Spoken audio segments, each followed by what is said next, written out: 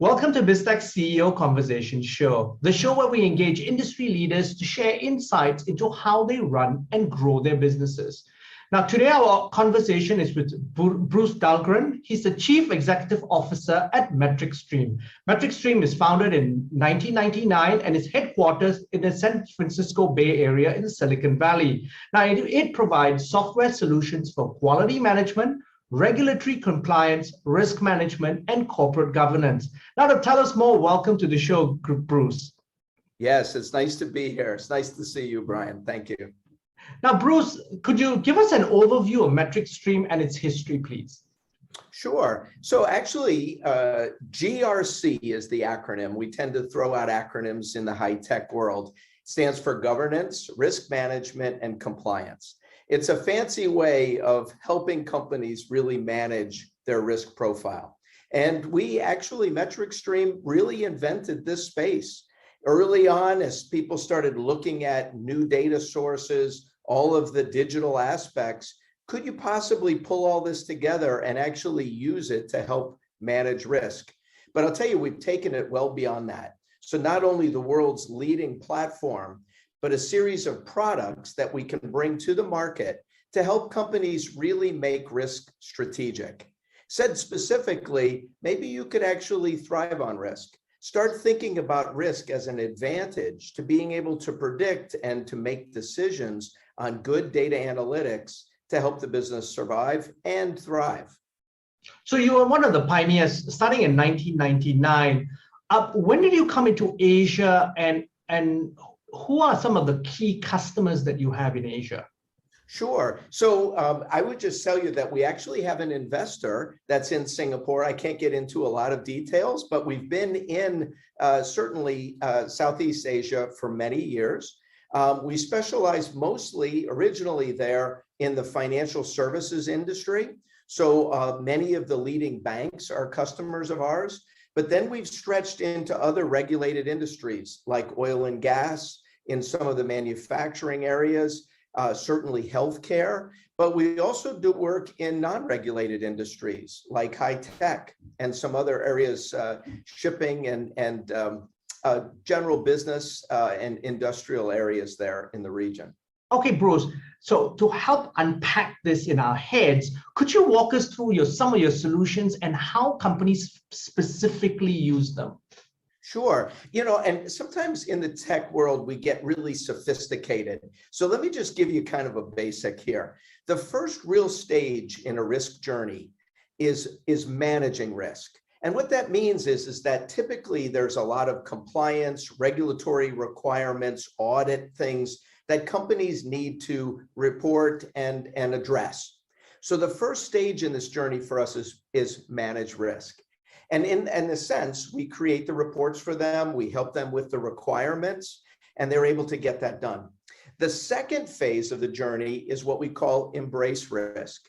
And this is where you start using risk within the enterprise to start being more aware of your business. It could be frontline employees, it could be third-party sources, it could even be the entire enterprise so that you can start protecting and being aware of risk within your company or your enterprise.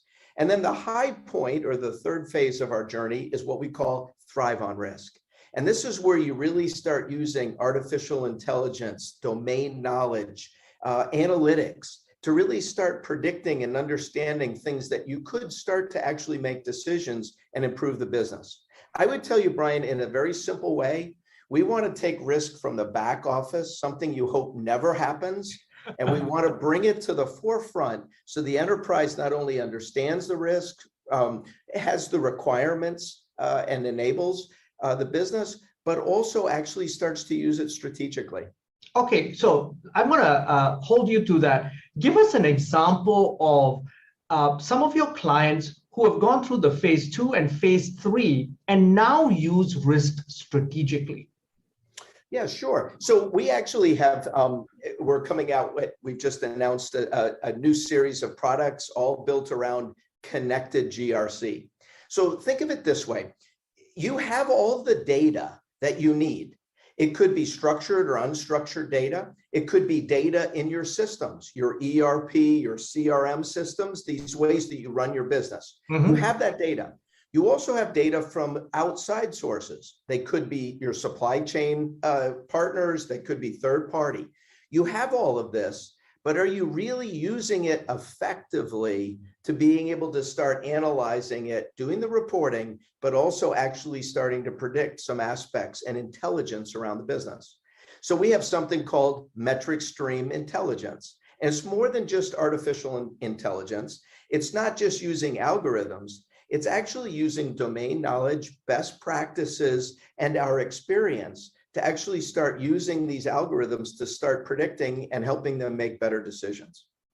Okay, Bruce, I did some research and you're ranked as a leader in Chartis Risk Tech Quadrant for EGRC solutions. You're also ranked as a leader in Gartner's Magic Quadrant for IT risk management. So what makes your company stand out for your competitors? What makes you special? Sure. I think I would just say the first piece for us is the domain expertise. Since we've been doing this for literally 2 decades, we've seen this whole risk environment mature. We're actually not just coming and bringing a technology solution, but actually working with our customers to understand all those risk environments.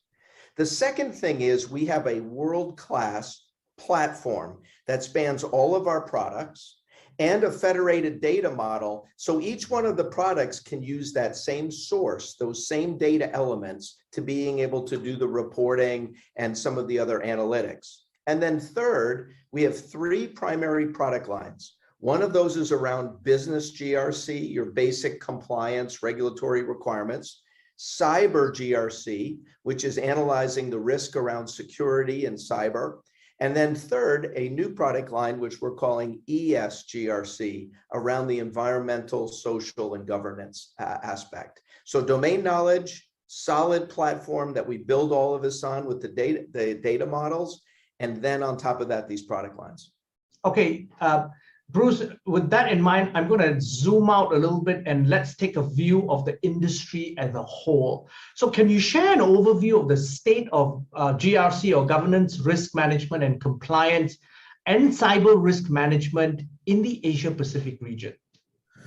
Sure. You know, there's a lot of interesting statistics, and I was doing a little research and I wrote down a couple of things I thought you might find interesting. There's a research that was done around cybersecurity ventures, and it said that basically the cost of ransomware cases, now this is Asia Pacific, will be as much as $265 billion by the year 2031. And then you add on top of this all this stuff about chatbots and AI tools, and they just all contain risks. And so now how do you get ahead of that so you're not part of some of those ransomware cases? Another example was E&Y did a survey, global security survey, and basically it said that 57% of the enterprises that they surveyed were taking shortcuts in helping people work from home. So just take a step back. Because of this pandemic, what's happened? I'm in my home, right? You know, I've worked, you know, we're all connected. Absolutely. But it opened up all of these new risks. And how do you manage those? And how do you be able to assess where those risks will have a big impact? On top of that, cybercrime, for example, it's been growing on an average of 15% per year. It's expected to be $10.5 trillion of cybercrime by the year 2025. Now you just start putting all of that together and you say to yourself, so what does that mean for Asia?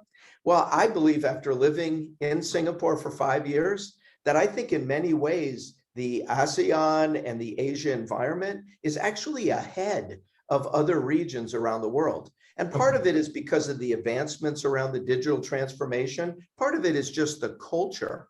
But we know within Asia, look at the fintech scenario, so many of these risks are aware and in that region. And we want to be able to help the folks there in Asia Pacific with our solutions.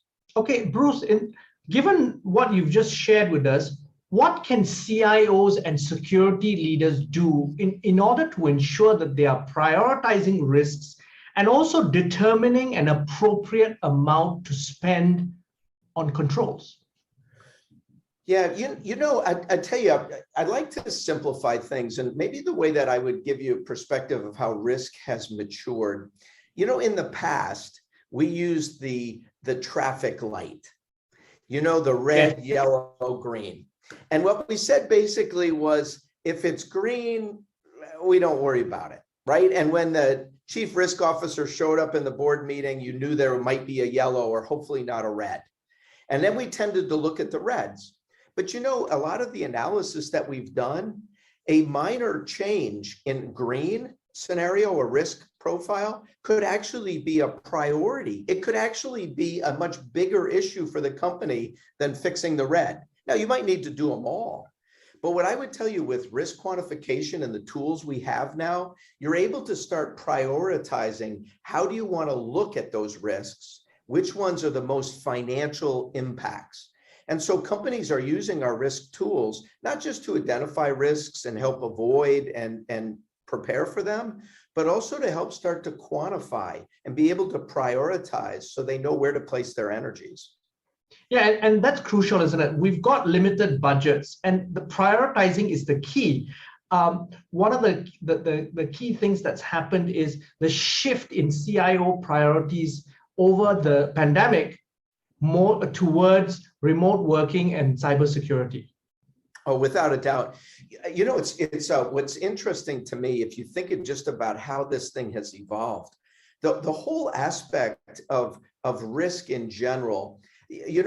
I think we had these reports and we were able to get that done, and we had that requirements capabilities. Now the CIOs are realizing that these databases and their knowledge from their internal and external systems become the source for so much of this risk analysis. So we're seeing a great partnership between the chief risk officer and the chief information officer. Which didn't exist before. Correct. It's really changing. And especially as you start moving this into boardrooms, executive committees, and these are partners now. They're working together hand in hand. All of that data is all valuable in analyzing and hopefully improving the environment. Okay, and speaking of improving of the environment and also boardrooms, many corporate leaders now in Asia Pacific are really taking a hard look at sustainability issues. Pressures from the board, pressures from investors, and also the overall environment has shifted to the buzzword being ESG. How does ESG impact the current risk environment in the region? Sure.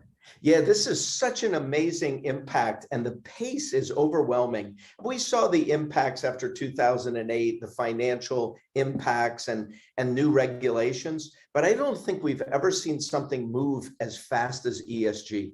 And it's interesting when you think about it. It used to be that technology drove culture, right? Mobility, smartphones. But today what's happening is culture now is starting to drive technology. And that's a very good point. People want to know, right? I had a trip to Europe, believe it or not, in COVID, and I noticed on my itinerary, it listed out the carbon emissions on the flight. So you start to ask yourself, at what point would I make a decision on a different carrier or a different flight because of the carbon versus a schedule? And I'll tell you what's really interesting. I'll give you a metaphor. I'll see if you like this. We all want to be healthy. And it used to be when you went in the store, and I shopped in Singapore, such fond memories, right? And I bought stuff because it tasted good or because of the packaging, and I kind of hoped it was healthy. What's the first thing I do now? I pick up the package and I turn it around and I look at the calorie counts and I look at the ingredients. And this is a great metaphor for what's happening to ESG across the world. People are now starting to say, I want proof that this is a carbon neutral or is sustainable or is environmentally friendly. And they're asking for that. So now standards are coming, requirements are coming, but most important, Brian, is we can now measure it. So people are making decisions on what company to buy from, what products to buy, maybe even what company to invest in based on metrics now and actually quantifiable data that we didn't have before. So Bruce, in that case, what can boardrooms in the region do to prepare for the ESG wave? Yes. So, there was some interesting statistics just recently. And by the way, this is ASEAN board trends. So these are very specific to the region there. 64% of boards are already putting ESG on the board agenda already. So you just think of how recent this was that all this came out and is now capable. 49% of boards throughout ASEAN are already using ESG reports, already analyzing this because they know they've got to get out ahead. So it's kind of an interesting process. You have the standards coming so that we're starting to now, just like many other things that have matured over time, at the same time that we're being able to bring out the data and the metrics. And so what companies are doing and boards are now starting to ask for is, first, I want to collect the data. I want to be able to pull it together. Then second, I want to analyze it and connect it to the standards and the reporting. But then I want to pull that out and start making decisions. It could be a new product you release. It could be a new territory you go into. It could even be something to deal with your facilities. But you want to have this information so that you can bring your company forward. I'm going to give you an interesting term. It's called greenwashing. And you might have heard of this, greenwashing. Yeah. And what this is basically, in the past, people could say, I'm green, I'm carbon neutral, I'm diversity, I'm very worried about social. And there was nothing to really prove it. What's different today, and the pressure on boards, is now they have to prove it. And they have to be able to measure it, and it's going to go fast. Okay, speaking of proving it, can you share your thoughts on shareholder activism? Because essentially this whole wave has been basically driven in a lot of countries by shareholder activism. How can this obviously influence a company's risk appetite? Yes, I think, we tend to look at the shareholder piece, and when you look at the investments today, by the way, there's ESG statistics already at Wall Street here in the United States. I mean, you see all these ESG pieces, but I would actually suggest it's not just the environmental piece. So environment's important. People want to understand, and they want to see facts, and they want to know that you have a path to carbon neutrality or whatever the scenario is. But there's also social impacts that people are now starting to look for proof around diversity. They're wanting to know and understand your social programs and how your culture works. So these things are all starting to show up in the way that companies are measured. And I will tell you, as a CEO, one of the things, we've always been measured on profit. And I don't think that'll stop. I think there's always going to be a financial aspect. But today, could be even 50-50. People are now starting to ask about your purpose. What does this company stand for? And is that a company I want to invest in? And I think it's having a big impact on shareholders. Now, Bruce, looking ahead, what's on the pipeline for MetricStream in 2022? Yes, it's an exciting year for us. We've used the pandemic to really kind of retrench into the risk. We really want to understand a post-pandemic world, right? Because we've been hit by this perfect storm of health issues and digital issues and work from home and all of this environment around the globe. So what can MetricStream do to make a difference in a post-pandemic world as we come out of this time? And so literally today, we launched Connected GRC. It's the next generation of risk management. And why do we say connected? Well, because the world always wanted to be integrated. It's a very typical digital tech world. Everything's integrated.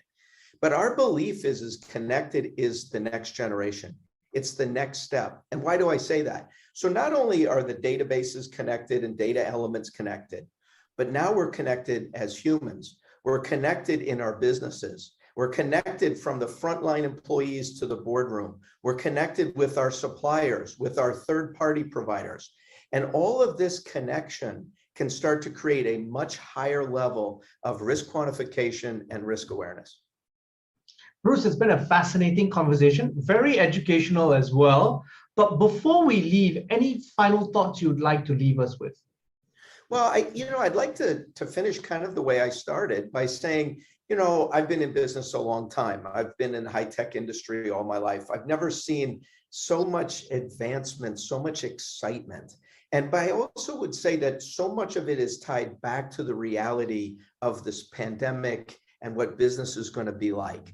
And my suggestion to all of those listening in here is think of how you could make risk strategic, not something that you fear or you hope doesn't happen, because it's going to. These cyber, it's not if, it's when. Some of these other aspects of ESG reporting, it's here. And so how do you take those things and thrive on risk? How do you make it strategic? And I would argue that the data all exists. It's all there. You need tools. You need domain knowledge that can bring it out and help you make it strategic. And we'd love to help everyone with that. Bruce, thank you very much for taking your time to be on the show. It's been a pleasure, Brian. It's great to see you, and I thoroughly enjoyed it. I'm Brian Fernandez, and I've been speaking to Bruce Dahlgren, the Chief Executive Officer at MetricStream, on Biztech's CEO Conversation Show. This video and podcast will be on our various platforms, as well as our website, www.biztech.asia. Please like and subscribe to our various platforms. Thanks again for tuning in.